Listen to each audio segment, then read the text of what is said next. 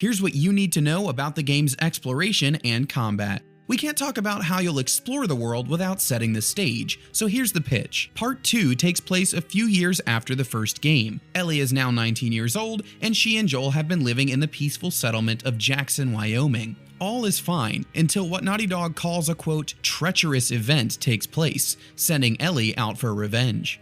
Ellie's journey will take her across several different environments, from Jackson's mountains to the forests of the Pacific Northwest. In fact, the gameplay we saw was largely set in Seattle. The Last of Us Part 2 has some of the largest environments Naughty Dog has ever made, and Seattle is no exception. It has a city center, waterfront, and suburbs. This is where we see some of Ellie's new traversal abilities. She can vault over objects and jump to clear gaps, but she can also use ropes to scale walls and swing over the gaps she couldn't clear with a jump. Additionally, Ellie can use a horse to gallop across large areas or pilot a boat to cruise along the flooded city streets. Seattle is contested by two warring factions. First is the Washington Liberation Front, who took control of the city away from the military. Their rival faction, the Seraphites, are stealthy. They're very territorial, and they use silent weapons like bows and arrows. Both of these will attack Ellie on sight, so stealth is key if you don't want to get gunned down.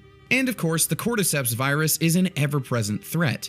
Runners, clickers, and stalkers are back, along with some new, nastier monsters. The Shambler, for example, is a big fleshy freak that releases a corrosive cloud. However, Naughty Dog is keeping its most dangerous monsters under wraps for now. When it comes to fighting all of these foes, Ellie has plenty of her own tricks. She's faster than her enemies, and she can get away by leaping through glass windows or crawling through small spaces like vents. The gameplay stream also showed her swimming and diving into water to stay hidden. That may come in handy for escaping the WLF's guard dogs.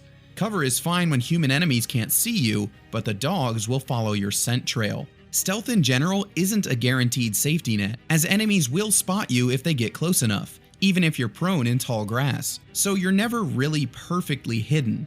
Fortunately, you can fight back with guns and knives, like in the previous game, and you can distract enemies with bricks and flares, or take them as human shields if need be. Crafting makes a return too. The gameplay shows Ellie quickly whipping up Molotov cocktails and a nail bat. You can find training manuals that'll teach you to make better gear, like proximity mines, explosive arrows, and pistol suppressors. Naughty Dog also stated that you'll be able to customize weapons to your liking. And if all of those fail, here's some good news. Ellie doesn't always fight alone. You'll have an ally by your side in some parts of the game. So that's a ton of information about The Last of Us Part 2, and there's more to come before it launches on June 19th. Keep an eye on GameSpot to learn more as the release date gets closer.